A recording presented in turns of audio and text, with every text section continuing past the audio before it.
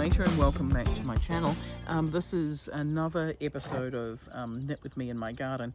I say another episode because these are unedited. I don't know what I'm going to be working on or what I'm going to be talking about. But while it's cold, the weather seemed lovely. We have had such crappy weather in the last wee while that it would be a grand opportunity to sit and just work on some stuff and chat away. However, it is actually much later in the day than I thought it was. It's currently 8 o'clock in the morning, and I do feel like I'd like to have breakfast. But at the same time, I don't need breakfast just yet, and I do have several things I want to get done and working on. And as you can see, the chicken's having a nice little morning by themselves over there. So what are we all working on? I'm trying to work out the best way of filming this so that maybe if I'm using a different tripod. If I do this, can we now see more of the knitting and still see me? Maybe that's the project. Yeah. So this is one of the squares for the farmyard blanket, which will be released as a Christmas advent, or at least a knit along at some point. I want it to be an advent project because it's such a giftable item and it's not a difficult make. My vision for it is really clear and I know it's going to look so cute, and it's got all these things that are just going to look really adorable, and then people are going to be able to make lots of little bits to go with it. So it's kind of like it's not a granny square, because I feel like they're granny squares when you crochet them, but when you knit a square, it's a peggy square, or at least that's how I learned it. I learned them as peggy squares, because back when I was at primary school, we had a project where I have no idea why or which group of people it was, but it was a group of women that came in and they were teaching everybody to knit, and we were all knitting these squares, and then they sewed all the squares together into blankets that then got sent off to Uganda, I think it was. And it was a fun thing that we did in the afternoons, and because I already knew how to knit, I got to teach other people how to knit, and I got to make a whole stack of squares. And they came in with yarn. So for little old me, who would have been about, I might have been about 8 at the time. Like, I was not old. I was just over the moon with the fact that I could sit down and all of these different colours of yarn had been donated and people had brought in knitting needles, but I had my own. And I could sit there and I could knit squares, and then they would send them in. And I remember that one of the ladies made this beautiful middle square, which was the shape of the Ugandan flag. So it had stripes, and it had was it a rooster or a cockerel or some sort of bird in the middle, and it was with colour work, and I thought that was just so cool. And I was so happy that I had 2 squares in that blanket. I have a very clear recollection of making oh, what have I done there? Making a square that was a grey and green stripe. And I remember that one being an interesting one, because I had to say to the ladies that the yarn that I'd chosen was larger than the other yarns, and they said as long as the finished square was the right size, it was fine. So that was a lot of trust from their side of things.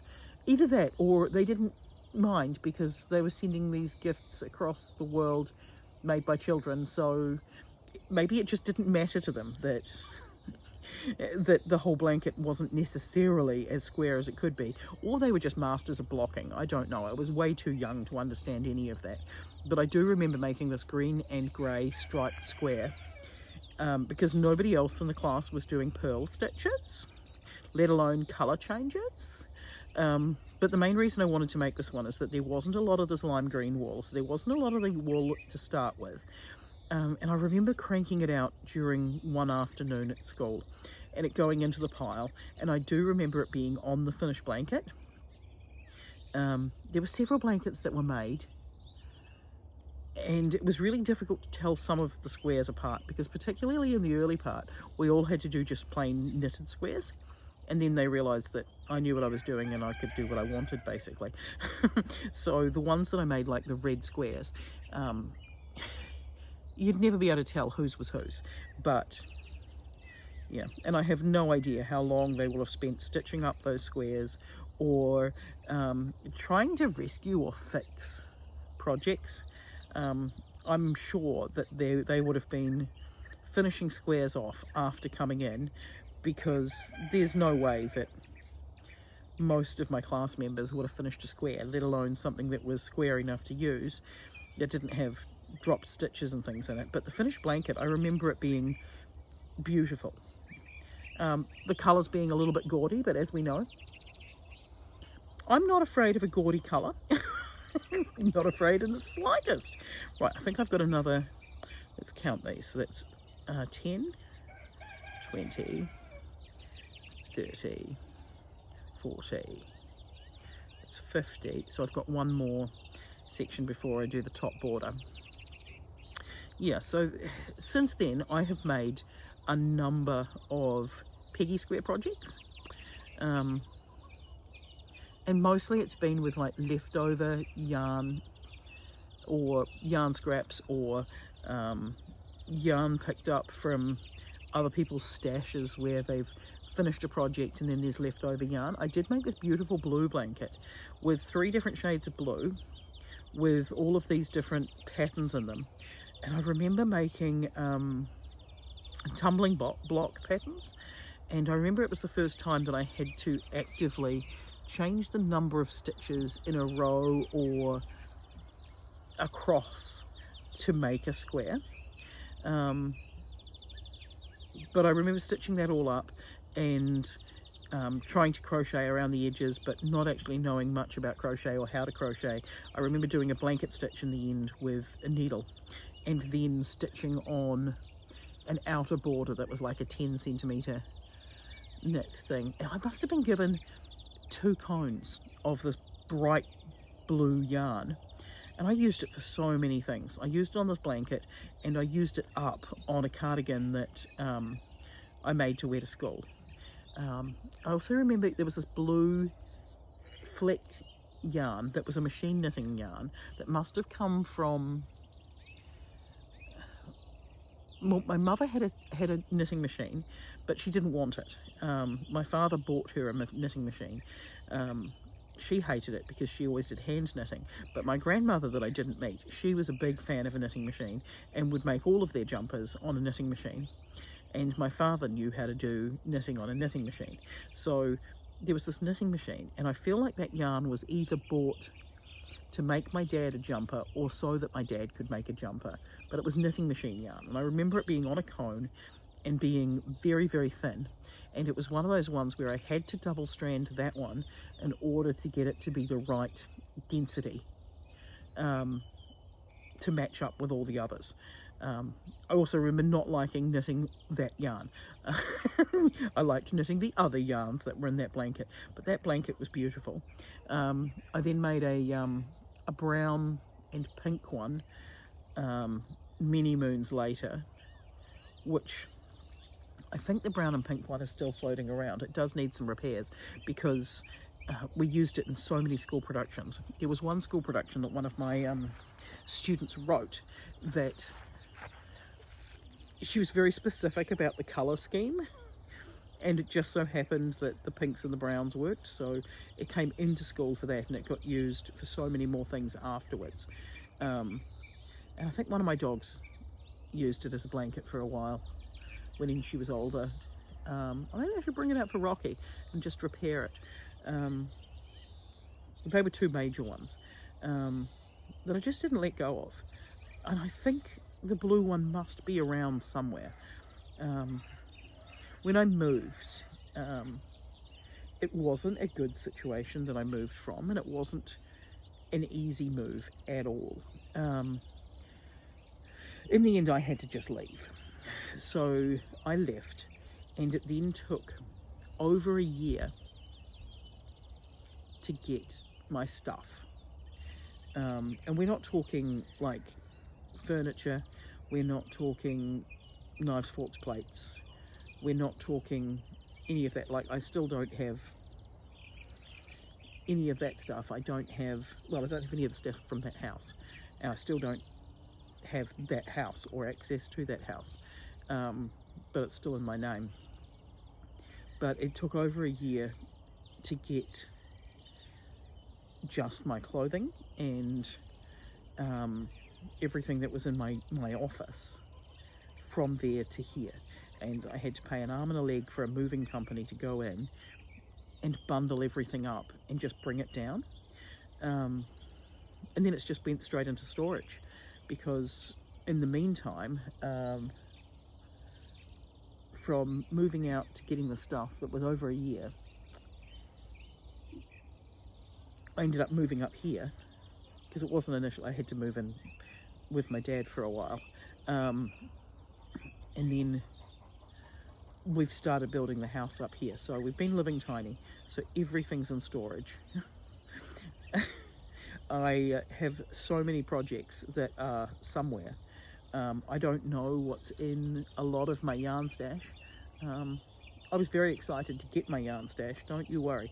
I did manage to leave with some yarn. And as you are well aware, I'm very good at buying yarn. I buy a lot of yarn. I don't need to, obviously. I mean, I did need to when I first came up here because I had no yarn. I think I had one sock knitting project with me, but then I ordered some yarn from a sale and I had to buy knitting needles, you know, the usuals, but now I've got everything, so I'm now overstocked with knitting and crochet supplies. To be fair, I couldn't actually crochet. Maybe it was more like 2 years before I got my stuff. It was a long time. Yeah, it involved my lawyers, it involved the police, you name it. It was messy, but enough of that. What else? What was I talking about? How did I get to that point? Who even knows? Anyway, it's currently school holidays and I'm working on a whole stack of projects. I've got a whole stack of videos that need editing because as I knit this, it is September. No, it is now October, but it's only October the 2nd. I have got a lot of sock videos that are filmed but aren't edited. I've got some that are edited and up online, but they're not necessarily being released in the order I want them to release in. So I'm not sure if this October is going to be filled with as many sock yarn projects or sock projects as I would like, but we'll see how we go. I don't know whether or not I'm ahead on. I feel like I've got a lot of content filmed, but not a lot of content finished, which sounds really stupid. Yeah, so I'm working on this, which is going to be my gift to the universe for this Christmas, because since Hobie stopped doing their yarn advent, well, they've still got the yarn advent, but they stopped shipping to the southern hemisphere. And as far as knitting and crochet advent calendars go, I've enjoyed the Hobie ones. Yes, they're expensive, but to be honest, all of the yarn ones are expensive. I was tempted to buy that viral one that's from Temu or something that's terrible, but I don't want to work with terrible yarn. Like, I say this, but I did just buy a kit. I do like reviewing kits, which I think is a fatal flaw of mine, to be honest.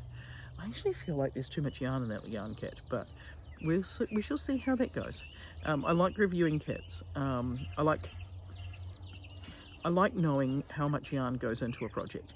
However, I have just been working on some vest designs, and one of them is another book vest, but I'm just trying to work on, do I want it to say complete works? Do I want it to say abridged? That would be hilarious. But I want to do another Shakespeare vest, but I'm going to do this one in green rather than in orange, so that I've got two vests. And I would like to make another one that is a, you know, in the old school library days where you got the library card in the back of the book and it got stamped? one that looks like that. So I've ordered some yarn for that. And I would like to do another one that's a crossword. So I've worked out how much yarn I need for it, and I've ordered the yarn. But I haven't designed the vest yet, which sounds really silly. But now I need to work out, because they're all, I mean, I know the shape of the vest, and so I know roughly how many stitches will be casted on and that sort of thing. But what I don't yet know is I haven't finished the charts. But the crossword one I'm looking forward to, because it's going to just be squares, so that part's easy. And then I've just got to work out what letters I want to write in each square, and then do I want to do the letters as duplicate stitch, or do I want to do intarsia the whole way along? But of course there's going to need to be, some of the squares need to be greyed out, so then just working out the placement of those. Yeah, so that's kind of a fun project that I'm looking forward to in concept. Yeah, so this is the third hay bale square, I think. Although I feel like I've lost one somewhere along the lines. I feel like I should not be on my third one. I feel like this should be the fourth one, considering I've just started another ball of yarn. There's usually 2 squares out of each ball of yarn, so that to me says that I've lost a square somewhere. But there's my little hay bale square, so there's that, which I'm pleased to have finished that. The other thing I want to get done is I want to cast on these rainbow socks. Now this is Earth Yarns, spelt with a U, and this is, why is there a slip knot there? Should there be a slip knot there? It's not a slip knot. Maybe I'm going to ignore that. This is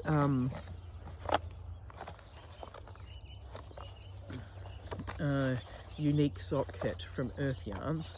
I have been carrying this around with me for such a long time because I've been wanting to make it, but I just haven't casted it on yet. So if I put you back in the box and you sit there, because I'm going to attempt to do these 2 at a time, which people who know me well know that my 2 at a time socks never go so well. It's not a slip knot, that is like a knot. So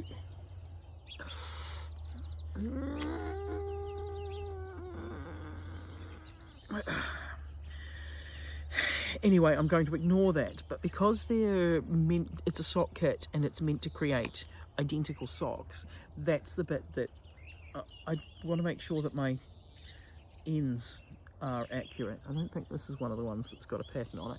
Does it tell me what size needles I'm supposed to be using?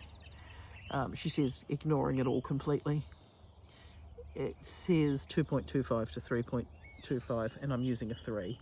I prefer to knit my socks on a 3mm needle. Actually I use 2 3mm needles. Now the question is, how am I going to do this? I know that sounds really stupid, but trying to remember how to put 2 at a time socks on the needles.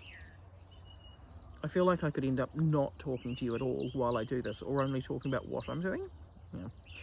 Anyway, while I cast this on, I do need to get this to 56 stitches, so I can probably stop thinking and just cast on while I talk.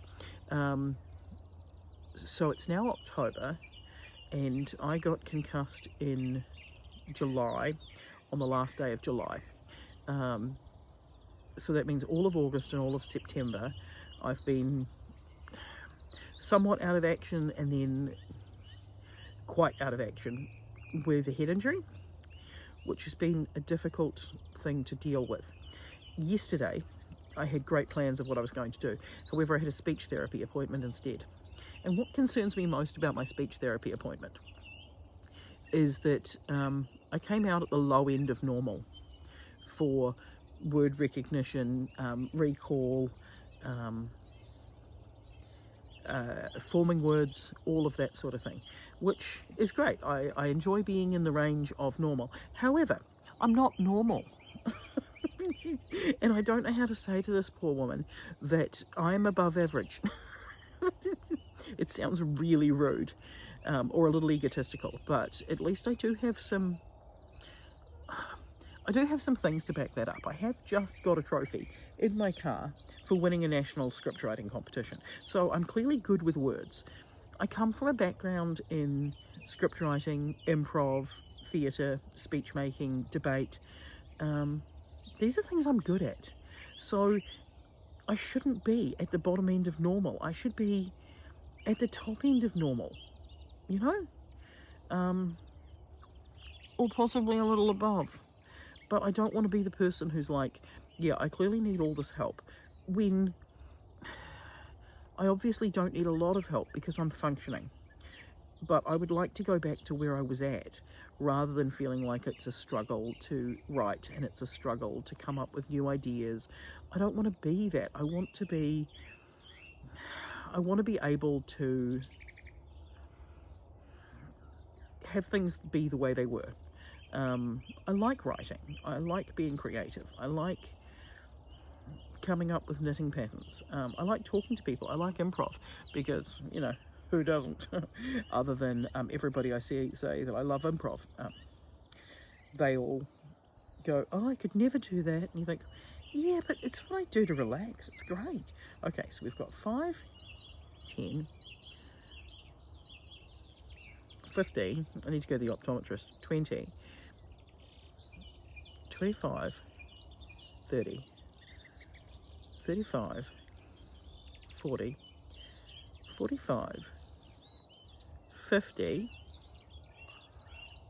52. So we've got 52, and then I'm going to go 53, 54, 55, 56, and one more for joining in the round. Now, do I want to join that one in the round and then cast on the next one? Because what I want to do is to get 2 at a time on my needles. If I put this into the round now on the second needle and then do the same, how am I going to pass that one over? Let's just do it and we'll figure it out, because this is the bit that is absolutely hurting my head. I cannot remember how to do this. I can remember how to do this, to do 1 at a time socks, but we're not doing 1 at a time socks, are we, Juanita? We're doing 2 at a time socks because we are asking for trouble. Okay, the way that I do my socks is I knit on 2 circular needles rather than magic loop. I don't like the magic loop. I just find it very annoying. I like knowing that half my stitches are on the front and half my stitches are on the back. It means that if I'm trying to center some color work or a pattern, that I know exactly what I've done. So there's that. So where are we up to here? We've got 5, 10, 15, 20, 25, one more is 28. And now let's double check this side, ignore that one. 5, 10, 15, 20, 25, 28. Okay. The number of times I've done this and then just pulled the needles right through. It's too often. Far, far too often. Which is the front side? That's the back side. Honestly, it's probably a little too cold to be sitting out here. It felt good earlier, but I'd been moving earlier. And now I haven't been moving as much, and it's gotten cold. Right, okay, so I need to take you. I need to take you, stop twisting. Yeah, the very first circular knitting project I ever did, when I joined it in the round, there were like 300 odd stitches. It was a bottom up in the round tunic top. It was gorgeous, and I had this lovely merino yarn. I cast it on all the stitches. I worked the first part in the round, and it wasn't until I got through several decreases that I realized there's a twist in the whole project. I haven't had the heart to either unravel it or go back and fix it or any of that stuff. I've just left it. I've just left it. So we've got our first sock on the needle from this ball, and now I want to have this one match. So that means I need to cast the stitches on this needle, I think. I'm not sure if I'm being careful enough with the length of my yarn tail to make sure that this is going to be the same. Maybe. Okay, so I want the same needle, which is that one. One of the things that my speech therapist said I have to do is to talk to myself. She said, do it when you're walking around the house. I'm like, I do it when I'm walking around the supermarket. I do it when I'm at work. I'm constantly talking to myself. I'm making lists and I'm talking to myself. Although I have been to the supermarket to buy laundry powder and coffee several times. Oh, that sun's nice. Although the sun's probably going to be annoying from your perspective. And I haven't bought the coffee yet. I do now have the laundry powder, or the laundry pods, because I like taking blankets and things to the laundromat because, well, we're off-grid. We're off-grid in a tiny home, so that means that we end up with a lot of moisture, and we end up with having to collect a lot of water, and we're having to create our own electricity and that sort of thing. So to do something like get hot water in a washing machine feels like you're wasting a lot of electricity in winter. So I really like taking blankets to the laundromat.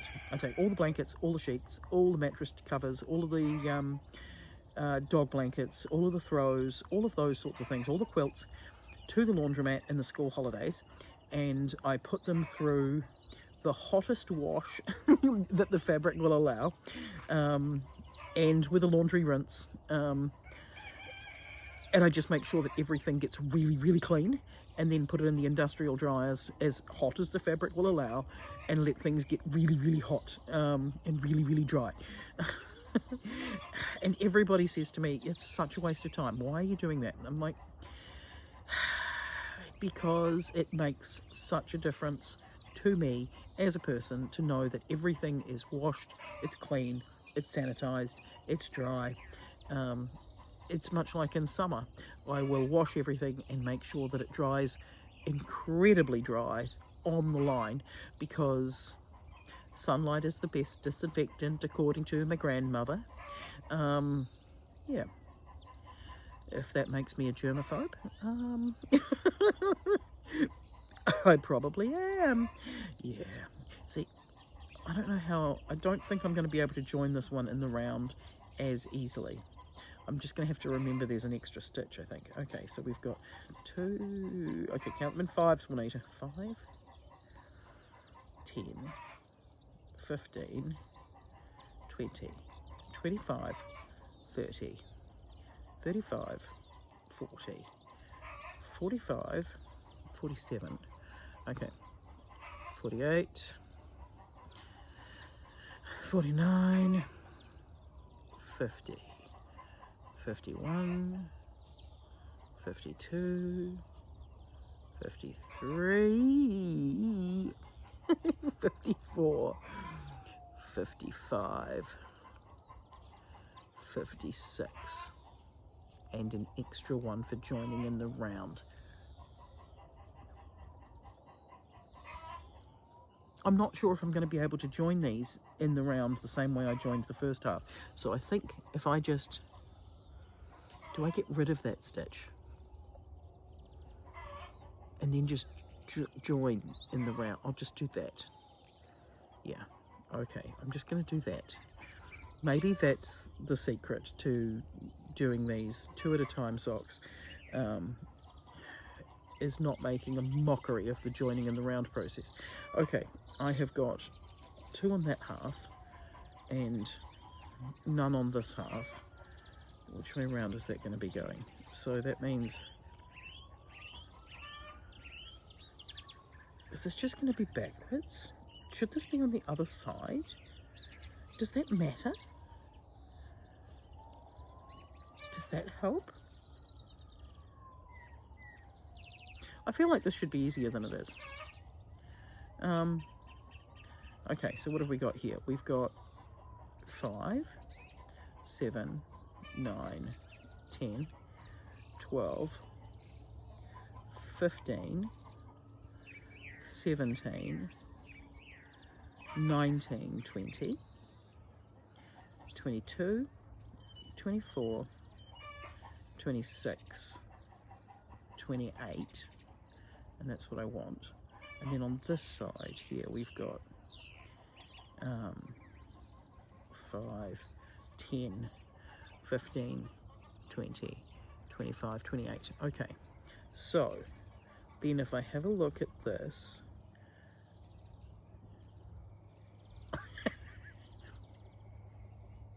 I did put it on the wrong side because it does matter. Yeah, well done, Juanita. You are you're a special human being, that's for sure. Okay, so I need you on the other end of this needle. See, I feel like it's very possible that this is a project that's just never going to be finished. To be honest, it might not ever get started. I mean, you're going to know whether or not I've completed this by my internal deadline before I do, because this video will be up and you'll know whether or not my 2 at a time rainbow sock video came out in 2025 or not. Yeah, joining them in the round. Now, I've done it before, is the whole thing. I have a set, did I bring it out with me? No, I didn't, of 2 at the time socks, and the reason why I'm struggling with them is the actual needles and yarn combination. It's a recycled yarn and it's they're quite stiff needles. Okay, I mean, at least that's looking so unbelievably wrong. How have I ballsed that up so badly? I've got one there, and that's, I've just done something backwards, haven't I? I have. I've just, so that bit's correct. This bit is not correct. How do I do this? Do I just slide them onto a different needle? This is just secret between friends. If I slide them onto a non-double pointed, that's not going to work. I'm going to need to slide them onto a double pointed needle so that I can figure it out. That's a 3.5. That's probably the smallest double pointed that's in that needle case. Okay, right, here we go. We're sliding them on here. We are going to get this figured out. We're going to be legends in our own lunch hour, and this is going to be brilliant. Oh, this is splitty yarn. Oh no. Oh no. That's... What I was really wanting in doing a 2 at a time sock project with identical balls of yarn was to watch 2 socks growing identically side by side. I don't want to be wrestling with difficult yarn and difficult needles, you know, and I've gone out of my way to put this on really nice needles.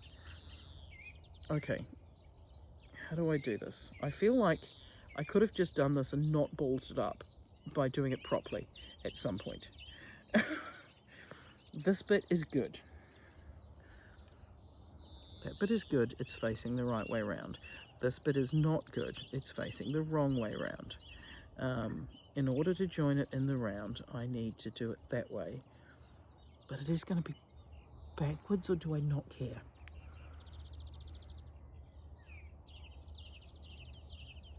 It's going to be backwards, and I'm going to not care. By backwards, what I mean is that my cast on is going to be backwards. That doesn't make sense. I am well aware, and I do not care. I mean, I do care, but it's just going to be one of those things where I will forget about it, and no one is going to be that close to my socks to even have a look. And if you are that close to my socks to have a look, what are you, some kind of foot perv? Yeah, I did order some more sock yarn just yesterday. I didn't need to. What I needed to do was get online and order a pair of sneakers for work, because I've been wearing my Crocs through winter, which is kind of silly. Mostly it's because of my concussion, and that it's just too hard to bend down and tie up my shoelaces. So my solution to tying up shoelaces was to just not wear shoelaces. And I did need to buy new sneakers anyway. So, you know, it's not like I was unnecessarily buying sneakers. Now this is on the wrong side. Or does this just mean that I need to start on the other sock? How did I set the other one up? Okay, so that needs to be the first side knit. And this one, I've just balls this up completely and I don't know how. That's what I don't understand. There's just a secret that I'm not getting. This is just completely backwards. Which now means that I'm going to take two double-pointed needles, and I'm going to put half the stitch. Maybe that's the secret. Is the secret just to cast on separately and then put them onto the circular needles? I don't know. I do not know at all. It feels like this was a terrible idea. A very terrible idea of something to be, oh, knit with me in the garden. No, instead, how about you sit with me in the garden while I stress over something that should be really, really simple? I mean, it should be simple, shouldn't it? Or am I just missing something? I mean, maybe. Okay, let's put that there. And then if I put this here,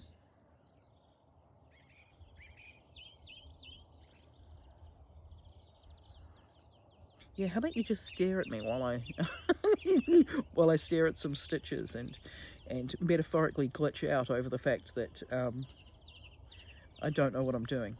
Now, I did see something that said recently that knitting podcasts were dead. And I thought, are they? I don't know. I watch a lot of them. Admittedly, there are some that I watch and I think, yeah, seen that before. And I'm sure that my content falls into the same category. And then there are others that I will watch just anyway, because I just enjoy listening to the person speak. You know, there's a lot of things in podcasts that that I think a lot of people get interested in that have nothing to do with what it is that, you know, the things that they're doing. Like, I thoroughly enjoy Bernadette Banner's videos. Do I do historical sewing? No. Have I attempted it? Sort of, but it's hard. So, yeah, I don't know if I don't share her visual aesthetic, but I do enjoy her craft.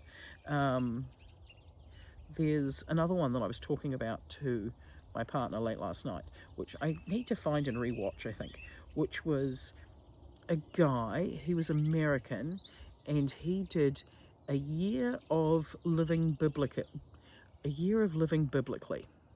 which sounds like a really weird thing to be watching. Now, I don't think he was religious at all, but he set himself the challenge of adhering to all the rules in the Bible. And I don't know why I was rethinking about that last night. Oh no, I do know why. My partner's got a beard, and he went down and got his beard trimmed, and the guy who trimmed his beard trimmed it in a way that it looks square at the bottom, and it just reminded me of that whole, there was a whole section in the podcast about not trimming the corners of your beard and him not knowing what it meant. I was figuring maybe that's what it is. Maybe that's why he now has this square beard. I'm hoping he's going to round it off because I don't like it square. But to be honest, it's not my face, so I have no right to decide how he wants to wear his hair. And I think that's one of the things that I don't know whether or not it's a throwback from drama teaching or directing, where I get to decide how everyone wears their hair, I get to decide what everyone's wearing, I get to decide what everyone's doing, I get ultimate power and control.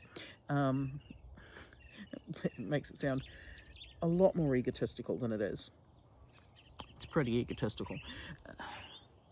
But I do not expect him to have say in anything that I choose to wear, and I don't think that he needs to be told by me what to do. So if he wants a square beard, he can have a square beard. Okay, I've got a twist in there somewhere. There is a twist. Where is my twist? What is twisted? Or do I just force it to be not twisted? Okay, right. Before I join this in the round,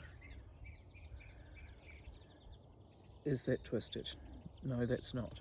That does mean that I can do the thing that I do when I'm joining mine in the round.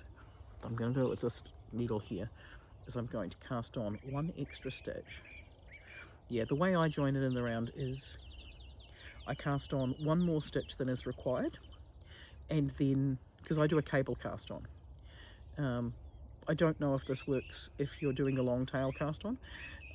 I've tried the long tail cast on, but it feels like there's quite a lot of skill involved in the long tail cast on. Like, it feels like you need to be quite coordinated, and I'm not very coordinated. Okay, I'm going to take this stitch here. So I take a stitch from the beginning, which is like the slip knot from the beginning, and I move it to the far side, and then I pass in the extra stitch over the top, and then I return that slip stitch back to the beginning, so that it's like that cable continues in a circle. And now we've got these are now cast on the same needle. Should it have taken 30 minutes? No, it should not. Can I blame concussion? No. Have I got this right? I don't know. Okay, so it's this needle. Let's just try and see whether or not this is going to work, or whether I just hate knitting socks 2 at a time. I feel like I hate knitting socks 2 at a time. Okay, I like to take my knitting with me on the go. And the disadvantage of taking knitting on the go is that you get everything so awfully tangled unless you're very careful. I am not very careful. I like knitting socks in the car because the way I do it with the 2 circular needles, there's never a needle that's empty. And so by never having an empty needle means that if you drop something, you're dropping the whole lot. So if you drop a needle, not if you drop a stitch, obviously, but if you drop a needle or the wool or the project, you can always retrieve it because it's connected to the ball. Whereas the number of times where if you're doing crochet in the car, you drop your crochet hook, it's gone, it's lost forever down the passenger side. Or, I say it's lost forever. It feels like it's lost forever because you can't just say, stop the car, I've lost my 4mm hook. I have said that before, it's worth noting. Whereas with your sock knitting project, you're less annoying to the driver. I also like sock knitting on aeroplanes because everything is here and nothing gets too big. It's not like you've got a heavy project with you, so it's not taking up weight in your baggage. It's enough that people go, oh, what are you doing? And you go, oh, I'm knitting socks. Oh, I could never knit socks. That looks so complicated. Oh, you're so clever. And you go, yeah, I'm so clever. I don't really say that, but I should think it. Right, okay. This seems to be now set up. That's handy. Yeah. So but already I've got these crossed over, which feels like I am already on the verge of having everything tangled. Do I want to have everything tangled? No, I don't. Do I want to have one of those yarn spinners? No, I don't want a 3D printed one. I don't want a dangly one. I could get one that goes around my wrist, maybe, but I don't want to be carrying 2 balls around my wrist. Maybe what I should do is I'd like to get back into running. I got well into running in 2020, and in 2021, I think it was, I did a big run up in Auckland. Was it 2022, I think, in the end, because it got put off because of COVID lockdowns. And then not long after I moved up here, I had a fall and slipped a disc in my back, so it took a long time to recover from that before I could run again. And then I got Rocky back, and he couldn't walk, so I had to teach him how to walk again, so that put off running. And now I'm concussed, and so I'm just walking, I'm not running. So all I am is feeling like I'm getting really fat and I'm not running. But maybe if I got one of those hand dangly ones, I could do knitting socks while I run and aim to do a pair of socks while doing a marathon. Well, not a marathon, like a 10K. I really liked doing a 10K. I liked it when I got to the point that I could do a 5K run once a week. What my plan was to get to a point where I was able to do the park run. I never got to the park run. Some of it was because my ex was not the kind of person who was supportive, and anything that interrupted what he wanted to do was just wasteful. And the idea of going to a different town, which admittedly not far down the road, and being there on time to go and do a run with other people every Saturday, and then having breakfast later or earlier was just too much of an inconvenience for how he wanted to live his life. So I just never got to a park run. And then I thought, oh, I'll do a park run when I'm over in London next, but I haven't been back in London. I haven't done a park run on holidays, but I've got in-laws now that they have often gone and just shown up at their local park run of wherever they're at when we've been on a family holiday, which is so cute. And like, I want to do that. I want to be that guy. I loved in the lockdowns is when I joined park run. Oh, I've got something tangled here. And I did some of the virtual park runs where you ran the 5K and then you lodged your time. So that got me hooked on the idea of park run. It's just, is that the needle I'm after? Yes, that's the needle I'm after. Tangled. I mean, this is definitely a little bit easier than it is on my other needles, but it's still not great, you know? I don't think that I'm going to knit my socks 2 at a time. I also feel like, you know how everybody finds something that's a little bit challenging or less fun about knitting? I'm not a huge fan of doing rib. I really, really hate moss stitch. That is my least favourite of all the stitches. No, seed stitch. Seed stitch would be my least favourite of all the stitches. And just the thought of having to do 2 lots of the same difficult thing. I mean, seed stitch isn't difficult, but I don't mean difficult as in challenging. I just mean difficult as in difficult to mentally get my head around the fact that this is now what I'm doing with my life, twice over. Or in the case of when you're doing 2 at a time socks, doing the heel flap and keeping track of the decreases and stitch counts over 2 socks, that bit's tough, as well as, you know, I'm not really good at tangling and untangling and that sort of thing. Alright, well, I need to go to the bathroom. I mean, I've got my 2 at a time sock started, so that's at least one goal done and sorted for the day. I did finish a square, even though I thought that I would get a lot more done than I actually did in the last 50 minutes.